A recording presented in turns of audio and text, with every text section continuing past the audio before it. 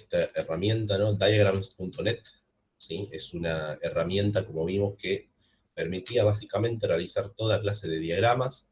Nosotros concretamente la vamos a usar para realizar diagramas de UML. Haciendo un poquito de memoria sobre esto de UML, ¿qué era? ¿No? Lo que habíamos dicho era que UML son las siglas del lenguaje unificado de modelado, y es un conjunto de diagramas donde cada uno de ellos representa una vista de nuestro sistema. En particular, nosotros vamos a desarrollar diagramas de clase. Los diagramas de clase, ¿qué es lo que me muestra? Las clases que componen al sistema y las relaciones existentes entre esas clases. Lo que nos sucedía también era que los diagramas que veníamos desarrollando, ¿no? Por lo menos los que desarrollamos en la clase anterior, el día lunes 30, estaban compuestos por una única clase. Por lo tanto, con lo que yo me terminaba encontrando era con un único rectángulo, no sé, o sea, con esto, acá, ¿no? Con un único elemento, ¿no es cierto? Y ese elemento obviamente representaba una clase de mi programa, la única que había. Para comenzar con esta prueba,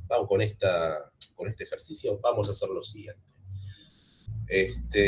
Nosotros tenemos el código de la clase anterior, ¿no? De nuestro monedero de la clase anterior, y para este código, que ya lo tenemos desarrollado, vamos a plantear el diagrama UML. Esto de alguna manera es lo inverso a lo que hicimos la semana pasada. Primero desarrollamos el diagrama, y a partir de ese diagrama, una vez bien definidos los atributos, y los métodos que la clase tenía que tener, comenzamos a codificar, ¿sí? Ahora tenemos un código, y para este código vamos a desarrollar el diagrama UML correspondiente, ¿no es cierto? Que por ahora va a ser una única clase.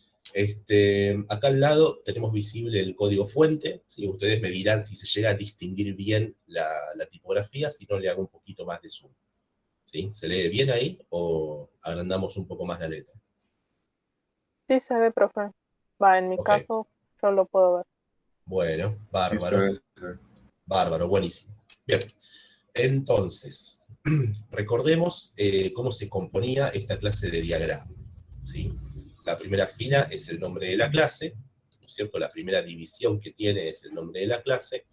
La segunda división, este segundo rectángulo que tiene esto, son los atributos, ¿sí? O características que la clase tiene, también denominados variables miembro o campos. Y la última fila lo que contiene son los métodos, ¿sí? Es decir, el comportamiento o cosas que la clase puede hacer.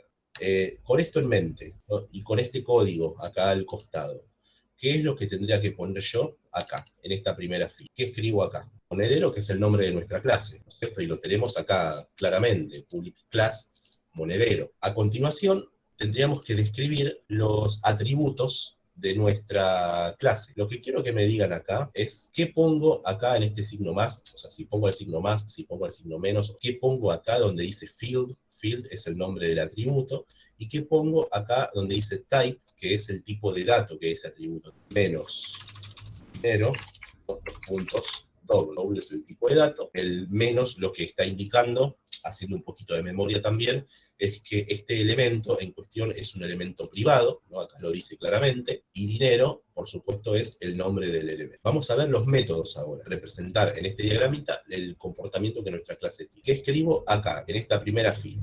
Pensemos que si la clase tiene 3 métodos, entonces acá me tengo que encontrar con 3 filas con cosas. El primero podría ser consultar dinero. Perfecto, ¿le dejo el más o le saco el más? No, el más, le dejamos. ¿Por qué? Porque es público. Perfecto, porque el método es público. Entonces, consultar dinero. Y el tipo de datos depende de devolver el método. Bien, bueno, pasemos al segundo.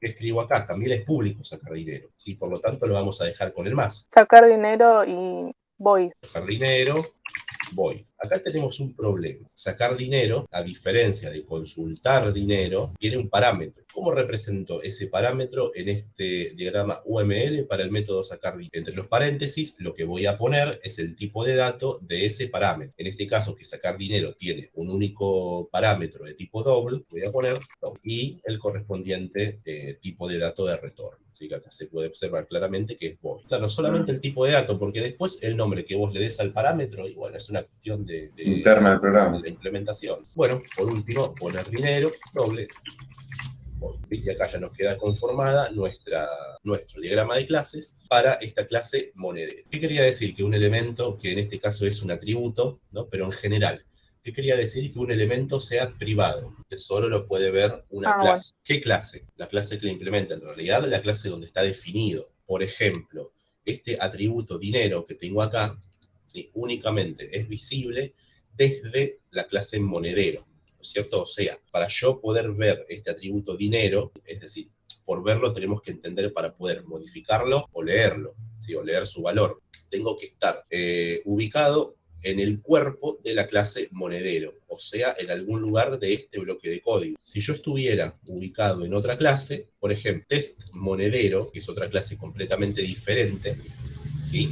Yo desde acá, desde test monedero, no voy a poder ver al atributo dinero. Y eso lo podemos probar así. Fíjense que lo que habíamos hecho precisamente era crear dos monederos, M1 y M2 son monederos, y luego tratamos de acceder, mediante esta línea que acá acabo de descomentar, directamente al atributo dinero, ¿sí? Y automáticamente obtenemos un error. Dice: el campo monedero.dinero no es visible. No es visible, ¿por qué? Porque es privado. ¿Qué es privado? ¿Qué quería decir? Que es visible únicamente dentro de la clase donde se lo definió. Se lo definió en la clase monedero. A dinero únicamente lo veo desde acá, ¿sí? Desde dentro del cuerpo de la clase monedero. Acá estamos afuera de monedero, por lo tanto, desde acá no puedo acceder al atributo dinero. A diferencia de los métodos, por ejemplo, que son públicos, ¿sí? Vean que no hay ningún problema con esto, ¿no? M1 punto, o sea, a partir del objeto M1, que es un monedero, invoco al método consultar dinero y acá no hay ningún problema, ¿no? Porque el método consultar dinero en la clase monedero es público, por lo tanto, lo puedo ver desde afuera de la clase monedero, ¿sí? Lo puedo invocar desde fuera de la clase. Con el dis sucede lo siguiente. Veamos acá por un momento el ejemplo que habíamos creado la semana pasada, donde creamos estos dos monederos, ¿cierto? M1 y M2. M1 y M2 son las variables de tipo monedero y a ellas les asignamos un objeto de tipo monedero. O sea, con este new monedero, recordemos que lo que hacemos era crear hasta acá definimos una variable, acá creamos un objeto efectivamente, o sea, instanciamos a la clase monedero. Por lo tanto, lo que terminamos diciendo, ¿no? Normalmente cuando escribimos estos programas, es que M1 es un objeto de tipo monedero, M2 también es un objeto de tipo monedero. Como M1 y M2 son objetos de tipo monedero, a partir de ellos yo puedo invocar a los métodos, por ejemplo, que la clase monedero contenga, ¿sí? Que es ni más ni menos lo que estamos haciendo acá, ¿no? Por ejemplo, acá en la línea 13, system.out.println, el monedero M1 tiene M1.consultar dinero. O sea, a partir del objeto M1 hemos invocado al método consultar dinero. Sí, esto lo podemos hacer, ¿por qué? Porque M1 es de tipo monedero y la clase monedero tiene ese comportamiento consultar dinero, ¿sí? Tiene el método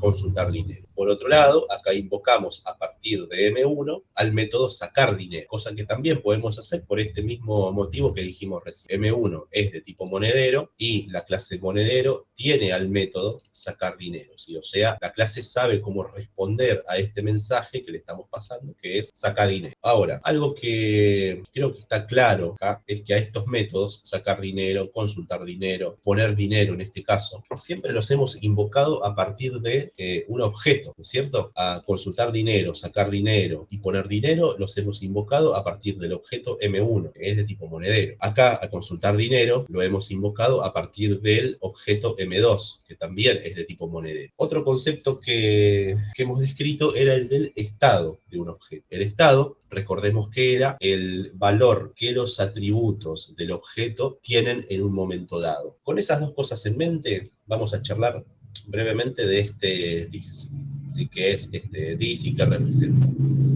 A esta invocación, ¿no? A partir de M1, ¿no? De consultar dinero, a esta invocación que tenemos acá de sacar dinero a partir de M1, también lo podemos decir como que a partir de M1 llamamos al método consultar dinero.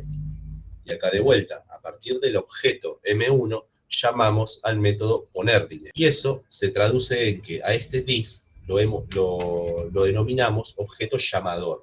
Dis representa el objeto, ¿no? O la instancia, digamos, a partir de la cual o para la cual vos invocaste a algo de esa clase. Repito, ¿qué representa este dis? Al objeto llamador. ¿Y qué es el objeto llamador?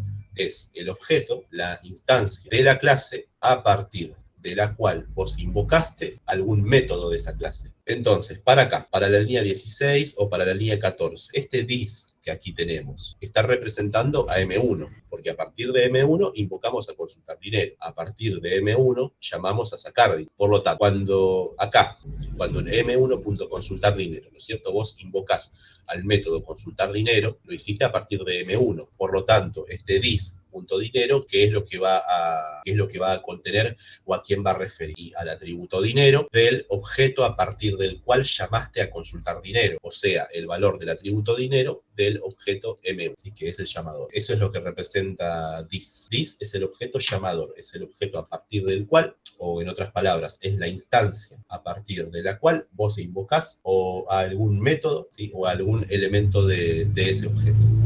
Vos en realidad con dis podés referirte a cualquier elemento siempre de ese objeto llamador. Por ejemplo, y no siempre va a ser una variable miembro, como es este caso. En algún otro caso vos podrías hacer, suponete, dis.consultar dinero. ¿Sí? Consultar dinero no es una variable miembro, es un método. En general, con el dis, nosotros nos podemos referir a cualquier elemento de la clase, ¿sí? Ya sea variables miembros, como es el caso de dis dinero, o métodos. Por otro lado, tengamos en cuenta que dis siempre representa el objeto llamador, el objeto a partir del cual invoqué a algún elemento de la clase. En este caso son métodos. Y en este caso, dis dinero es el atributo dinero.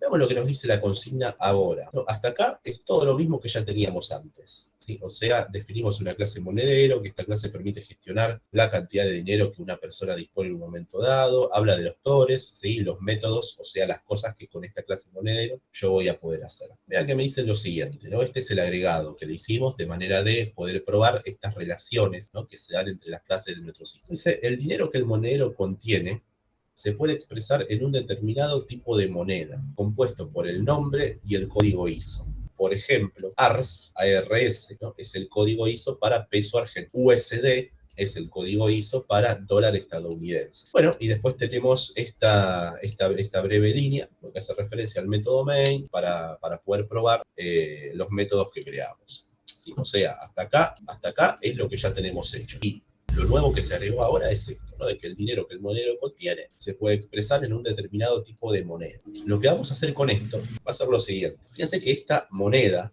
¿no? Este tipo de moneda de la que la consigna habla ahora, tiene sus propios atributos, ¿sí? En concreto, el nombre, ¿no? El nombre de la moneda, por ejemplo, peso argentino, y el código ISO de la moneda, por ejemplo, ARS, ¿no? Para peso argentino. Entonces, como este tipo de moneda, ¿no? Contiene sus propios atributos, ¿no? Lo que podemos asumir de acá es que este tipo de moneda, el tipo de dinero que el monedero va a contener, lo podemos modelar como una clase por separado. Hasta acá nos bastaba con decir que el atributo dinero era de tipo doble. Ahora, teniendo en cuenta este nuevo requisito, no nos alcanza con decir que dinero sea doble, ¿no es cierto? Porque si esto es doble, únicamente, ¿qué es lo que va a contener? Un número real y nada más. Yo no puedo expresar mediante un doble el tipo de moneda y tampoco puedo expresar el nombre de la moneda ni tampoco el código de la moneda. Necesito una clase más, ¿sí? Necesito definir una nueva entidad que me permita expresar, ¿no? Que es decir, que esta entidad contenga las características que nuestro dinero ahora contiene. Vamos a agregar una nueva clase. Y voy a representar esta clase con las características que tenemos en nuestro enunciado, ¿no es cierto? Por ejemplo, a esto lo podríamos denominar dinero, que es el nombre de la clase. Después, ¿cómo se caracteriza nuestro dinero? Fíjense, me dice que el dinero se puede expresar en un determinado tipo de moneda, compuesto por el nombre y el código ISO, ¿no? Y me da algunos ejemplos, o sea, ¿qué atributos le ponemos? En el campo poner menos ISO. Por ahí lo podríamos llamar código ISO, ¿no? Que es un poquito más claro para hacer. Bueno, ¿y qué tipo de datos? Bueno, a ver, Iván, ahí nos dice por chat, string nombre, string ISO, por el string, ¿no es cierto? Porque acá tenemos que poder almacenar esta palabrita ARS o esta otra USD. Bueno, y el nombre también de tipo cadena de cara. Podemos ver que no tiene comportamiento. Hacemos una clase sin comportamiento, podemos modelarla de esta forma, ¿no? Donde deberíamos poner las operaciones, o sea, los métodos que la clase tiene, simplemente dejamos el lugar en blanco. Si el rectángulo donde pondríamos los métodos, ahora lo dejamos en blanco. La cuestión es la siguiente ahora. Fíjense, ¿sí? Tenemos nuestras dos clases modeladas en nuestro diagrama de clases. Pero acá hay un tema. Estas dos clases, si bien están en el mismo diagrama, pertenecen al mismo sistema, todavía no tenemos ninguna relación entre ellas, ¿sí? Todavía son clases aisladas. Entonces, lo que vamos a hacer ahora es intentar modelar la relación existente entre estas dos clases. Dentro de lo que son las relaciones que se pueden dar entre las clases, hay tres tipos fundamentales. Las primeras, relaciones de agregación y composición. La segunda son las relaciones de herencia. Algo hemos hablado ya de herencia, y con herencia tendríamos que comenzar la semana que viene. Y la tercera es la relación de dependencia. Hoy vamos a estar charlando, aunque sea brevemente, ¿sí?, de estas dos, de agregación y composición. ¿Sí? Van a ver que son cosas que ustedes ya han hecho, ya han programado. Como decía, la idea para hoy es caracterizarlas y ponerles un nombre. Relaciones, ¿sí?, agregación y composición, también se las suele agrupar bajo el nombre de asociación.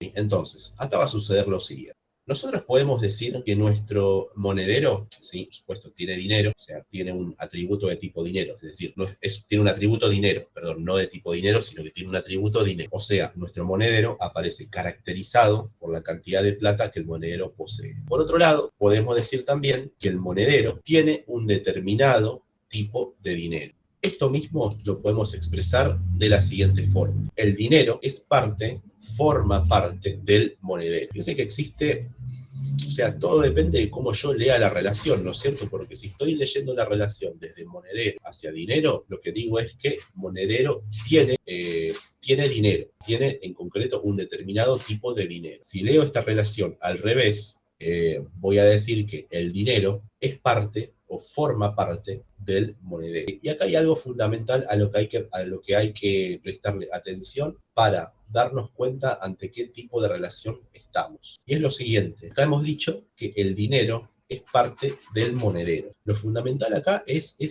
parte, ¿no? El dinero es parte del monedero. Eso lo que me está diciendo es que entre dinero y monedero, ¿sí?, existe una asociación. ¿Sí? Entre dinero y monedero existe una relación de asociación. A las relaciones de asociación, pueden ser o de agregación o composición, las reconocemos por es parte de, o en el sentido contrario, tiene un monedero tiene un tipo de dinero, el dinero es parte del monedero. Esta descripción, ¿no es cierto?, que hacemos de la relación, lo que me permite reconocer es de qué tipo de relación estamos hablando. En este caso, dinero es parte del monedero, implica una relación de composición o de agregación. ¿Qué tipo de relación en concreto es, si es agregación o composición? Ahora, bueno, entonces, logramos identificar esta relación entre el dinero y nuestro monedero, en el sentido de que el dinero es parte del monedero. Tenemos que expresar esa relación de alguna manera, ¿no? Porque en este diagrama, si bien aparecen modeladas nuestras dos clases, todavía son clases aisladas, ¿sí? No están relacionadas entre ellas, no están relacionadas con nada. ¿Cómo expresamos esta relación, ¿sí?, esta asociación?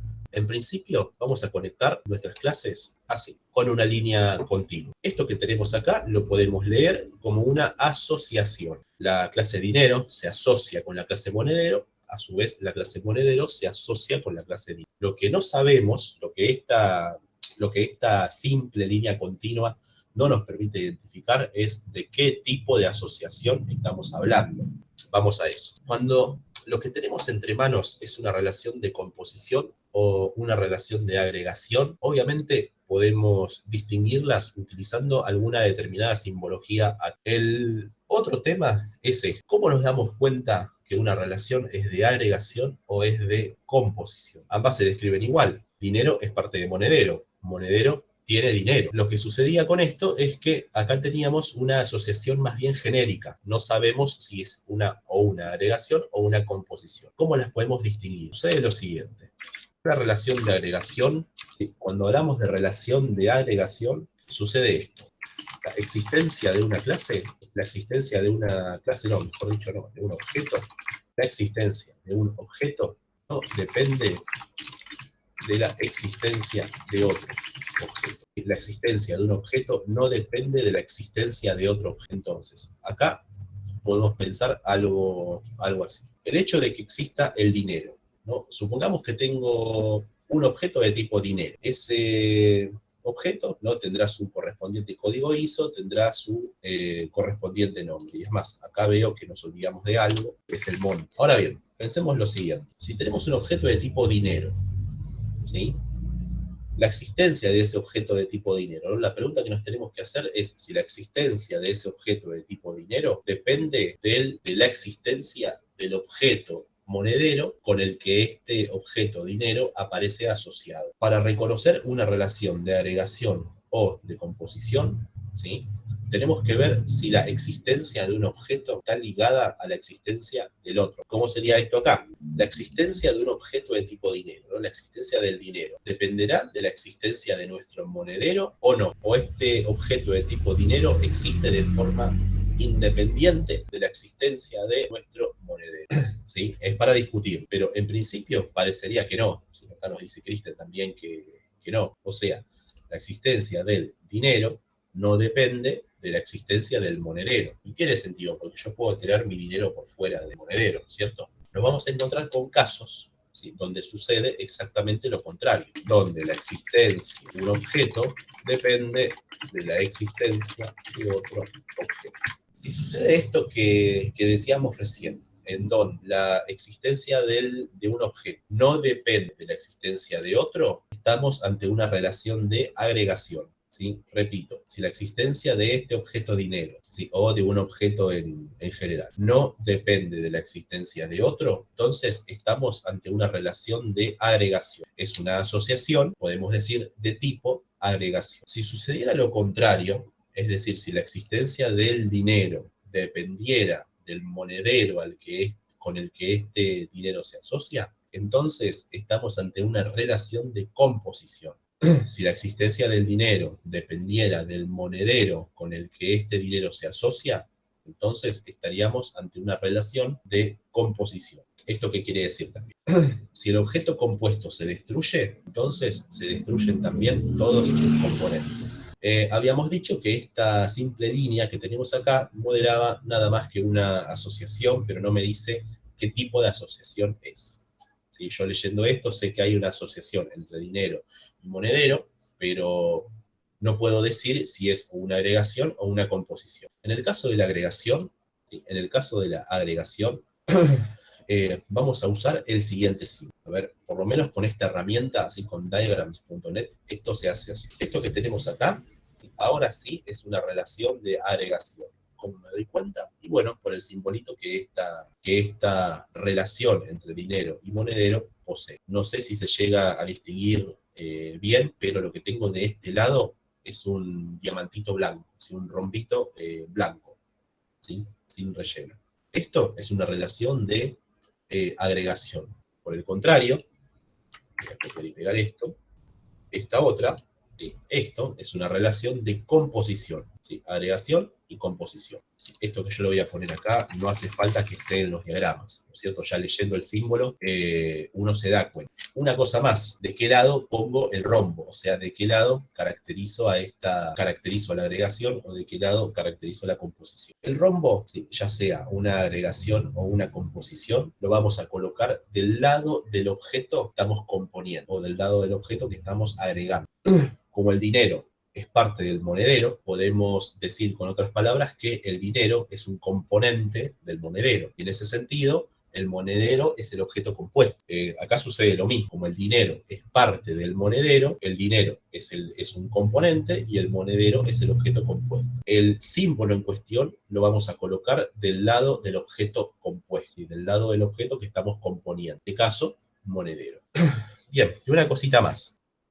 Acá en nuestro monedero, básicamente todo sigue como hasta hace 45 minutos, ¿no?, cuando empezamos a charlar. Porque su atributo dinero todavía sigue siendo un atributo de tipo número real, ¿no? Y esto es claro porque el tipo de dato del atributo dinero es doble. Entonces, ¿cómo completamos esta relación? O sea, en nuestra clase monedero, ¿cómo nos damos cuenta dónde o en qué parte está este componente de tipo dinero? Lo expresamos así. El atributo dinero del monedero es de tipo dinero. Y además nos damos cuenta que la relación entre el monedero y el dinero es una relación de agregación, donde el objeto compuesto es el monedero y el objeto componente, en este caso, es el dinero. Como esto además es una relación de agregación, si se destruyera el monedero, dinero seguiría existiendo.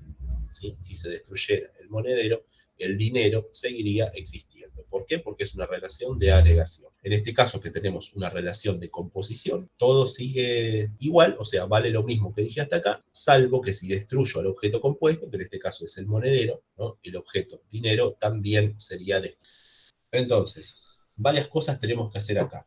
La primera de ellas es implementar la clase dinero, ¿sí? O sea, a nuestro proyecto tendríamos que agregar esta clase dinero que hemos definido acá con los correspondientes atributos. De vuelta, esto ya lo hemos hecho, clic derecho, nuevo, monedero, clase, ¿sí? Lo voy a hacer rápido, agregamos la clase dinero. Entonces, ahora tenemos acá nuestra clase dinero con estos atributos, ¿sí? Vamos a agregarlos. Ahora voy a dejar el comentario, voy a hacer los atributos, y teníamos código ISO, el nombre y el monto. ¿Sí? Hasta acá tenemos definidos los 3 atributos para esta clase de dinero. Además, le vamos a agregar un constructor, ¿sí? Le vamos a agregar un constructor de manera de poder inicializar los 3 atributos que esta clase posee. Dinero, nombre, doble monto. ¿Sí? Y lo que voy a hacer acá es, de vuelta, lo que ya hemos hecho con todas las clases que venimos creando. Lo hizo, nombre, monto, es igual a monto. Entonces, hasta acá tenemos implementada, o por lo menos comenzamos a implementar nuestra clase. Mirando estos 2 códigos, ¿no? Estas 2 clases que tenemos acá, tenemos monedero por un lado y dinero por el otro, lo que tenemos representado, si vamos a nuestro diagrama, es ni más ni menos que, fíjense que todavía no las hemos conectado a las clases, y esto está, por cierto, en doble.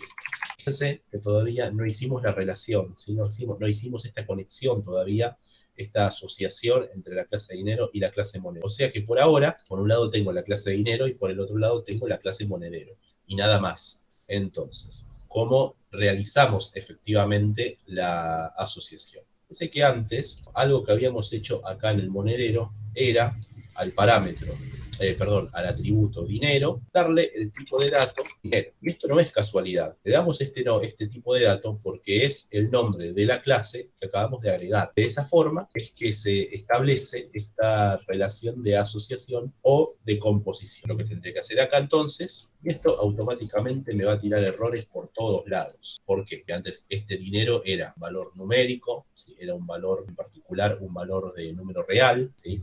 Y ahora es un objeto. O sea, es un atributo cuyo tipo de dato es dinero, y dinero es una clase. Entonces, acá tenemos el primero de nuestros problemas. Fíjense, esto dinero, o sea, este atributo dinero, estoy tratando de asignarle algo cuyo tipo de dato es doble, ¿no es cierto? Es un número real. A esto que es de tipo dinero, o sea, cuyo tipo de dato es dinero, no le puedo asignar un número real. ¿Qué es lo que sí le puedo asignar? ¿Qué tendría que hacer ahí? O sea, ¿cómo modifico esto para que funcione el tipo de dato? Tal cual, acá en vez de doble, ahora tengo dinero. Acá sucede algo parecido, solo que como estamos ante un constructor predeterminado, ¿sí? Un constructor por defecto, recordemos que el constructor por defecto se denominaba así porque no tenía parámetros, y por lo tanto inicializa al estado del objeto a su valor por defecto, y el valor por defecto dijimos que dependía del tipo de dato, ¿sí? Por lo tanto, cuando esté creando un monedero mediante el constructor por defecto, no voy a no voy a solicitar ningún argumento. Recién, cuando dinero era una variable numérica, y en particular de tipo número real, era sencillo porque bastaba con asignarle el valor por defecto 0.0. Ahora dinero es de tipo dinero, es un objeto, en otras palabras. Pero 0.0 se corresponde con un tipo de dato numérico real, o sea, con un doble o con un float. Por lo tanto, esta asignación ya no la puedo hacer más. Entonces, ¿qué es lo que podemos hacer acá? Y en principio, ¿sí? Y digo en principio porque esto después nos va a traer un problema. Digo, en principio acá podemos poner null. La palabra reservada null, ¿sí? La hemos mencionado y habíamos visto que era el valor por defecto que asignamos a una variable, ¿no? O a un atributo, o lo que fuere, que esté destinada a almacenar un objeto. Esta palabra reservada, este valor especial null, y se correspondía con el valor por defecto que asignamos a las variables o atributos que estén pensados para alojar, ¿no? Para guardar un objeto, como es este caso, ¿no es cierto? En este atributo yo lo que podría guardar es un objeto de tipo dinero. Entonces, valor por defecto del atributo dinero lo vamos a dejar de momento. Acá empiezan los problemas, ¿sí? Método consultar dinero, error. Método sacar dinero, también tenemos error. Método poner dinero, también tenemos error. Todo esto, ¿por qué se produce? Bueno, porque antes, de vuelta, dinero era una variable numérica real. Ahora es un objeto de tipo dinero. Y por lo tanto, ya no la podemos consultar, o por lo menos no la podemos consultar tan directamente como lo veníamos haciendo. Entonces, fíjense lo que sucede acá. Esta variable dinero está claro que es privada, ¿cierto? Y todos tenemos en claro, si así no fuera me avisan, todos tenemos en claro lo que quiere decir si un atributo es privado. Y lo mismo sucede acá. Estos tres atributos son privados en la clase dinero. Por lo tanto, como nuestra clase dinero tiene el atributo monto, una primera cosa que podríamos hacer acá es lo siguiente. Fíjense. Acá pregunto, ¿no? Si yo escribo dis.dinero, ¿a quién estoy haciendo referencia? Si escribo dis.dinero, ¿a quién estoy haciendo referencia? Al atributo dinero de la clase monedero. Perfecto, Alejandro. Estamos de acuerdo en que este atributo dinero de la clase monedero ahora no es un número real, sino que es un objeto de tipo dinero. Pero como es un objeto de tipo dinero, ¿eso qué quiere decir? Que va a tener estos tres atributos. O sea, este atributo dinero, ¿sí? Como es de tipo dinero, a su vez va a tener un código ISO, va a tener nombre y va a tener un determinado monto. Eso quiere decir que yo podría hacer algo así, ¿no es cierto? O sea, el atributo dinero del atributo dinero que está en la clase monedero, quiero leer el valor del atributo monto. Y esto automáticamente produce un error, porque monto es un atributo de la clase dinero que además es privado. Por lo tanto, no lo puedo leer de esta manera, ¿sí? No lo puedo acceder de forma directa. Lo que nos está haciendo falta acá es alguna cosa, alguna técnica o algún método que me permita leer o modificar el estado de la clase dinero, ¿sí? Y el estado, ¿qué es lo que era? Repito, era el valor que los atributos de un objeto tienen en un momento dado. Entonces, yo quiero leer el valor del atributo monto. Ahora no lo puedo hacer porque monto es privado a la clase dinero. Acá estoy en monedero, por lo tanto no lo veo. En estos casos, lo que se suele hacer, ¿no? En casos en donde necesito acceder al estado, o sea, necesito leer o escribir, es decir, modificar todo un objeto, recurrimos a algo que acá mencionó en el chat el compañero Iván, que son los getters y los setters. ¿Qué son los getters y los setters? Un getter y setter, esas son dos cosas diferentes, pero en general el getter y setter sirve para acceder, ¿no? O sea, para leer, para obtener, pero también para setear, ¿no? Para modificar el valor de una determinada variable miembro, ¿no? El valor de un determinado atributo de un objeto. Como por definición el estado del objeto es privado, porque todos sus atributos son privados, si nosotros necesitáramos modificar el estado del objeto, no nos queda otra que hacerlo a través de un getter o hacerlo a través de un setter, ¿no? Setter en el caso en que queramos modificar y getter en el caso en que queramos leer. Básicamente, lo que va a hacer un getter es esto. Monto.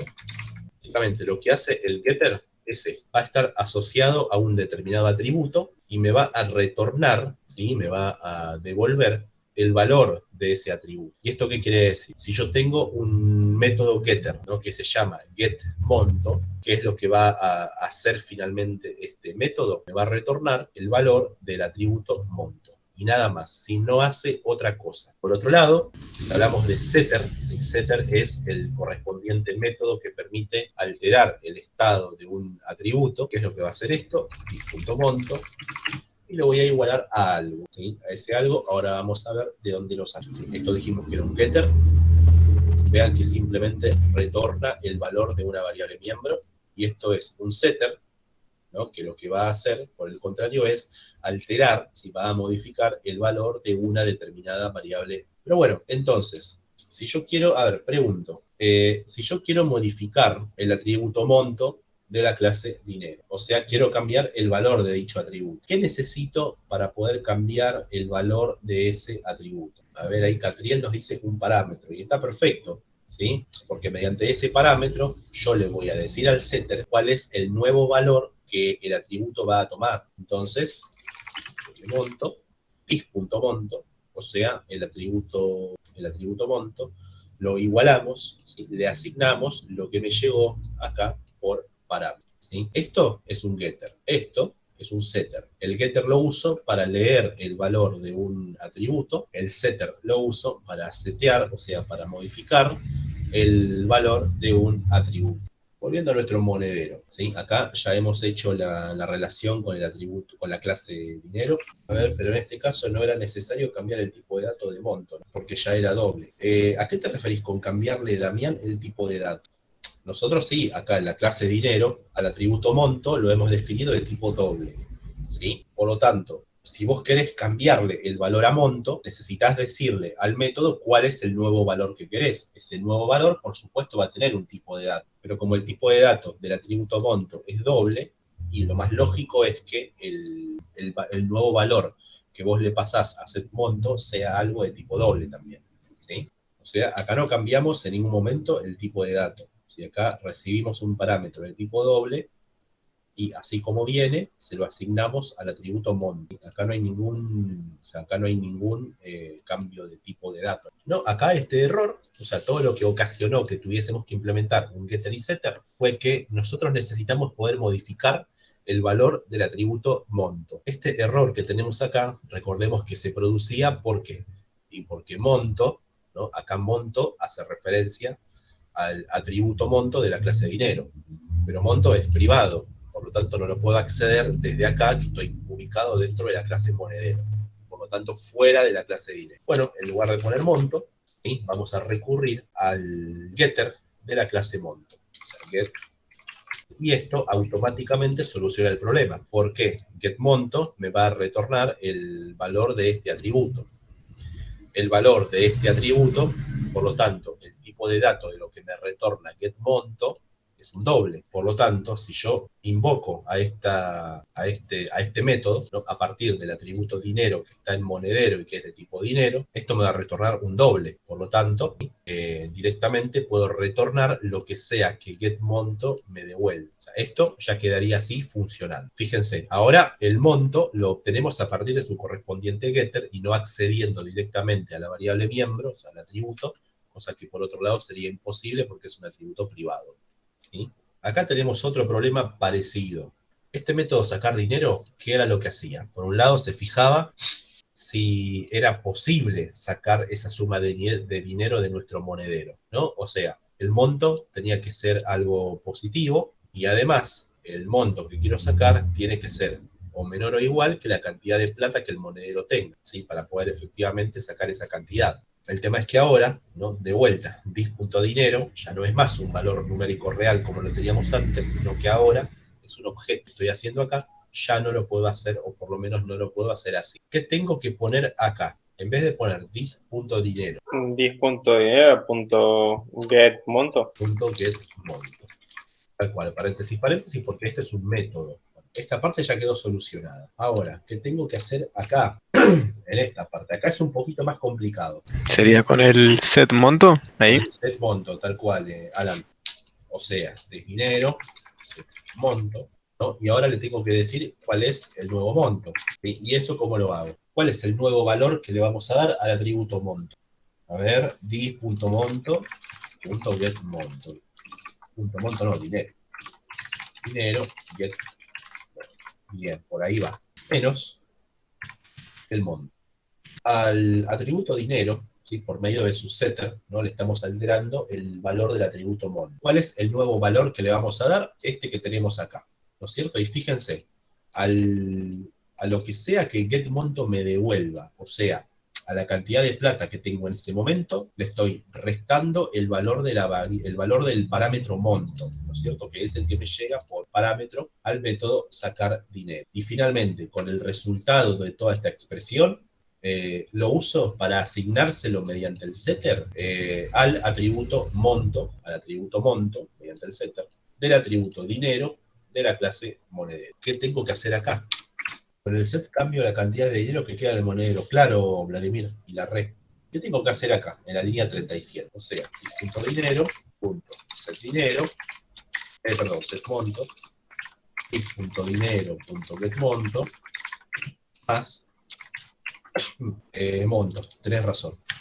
¿Sí? Más el monto que estoy queriendo agregarle a la billetera. Bueno, acá tenemos otro problema que ya vamos a ver. Pero bueno, fíjense, básicamente lo que hemos logrado acá, ¿sí? Es hacer que nuestro monedero trabaje con un atributo, o sea, con su atributo dinero, ¿no? Pero que ya no es un atributo de tipo numérico real, ¿sí? Como lo teníamos antes. Ahora tenemos algo un poco más sofisticado, tenemos una composición entre dos clases, donde la clase compuesta es monedero, y tenemos la clase dinero, que es la clase que es parte del monedero. En un diagrama UML, este es parte de, lo representábamos así, poniendo el rombo en el lado de la clase compuesta. ¿Cómo vemos esto reflejado en código? En los atributos de la clase compuesta aparece como tipo de dato la clase componente. Es decir, en este caso en particular, tengo un atributo que se llama dinero, cuyo tipo de dato es dinero. Pero dinero era la clase componente. Por lo tanto, monedero, que es la clase compuesta, tiene un atributo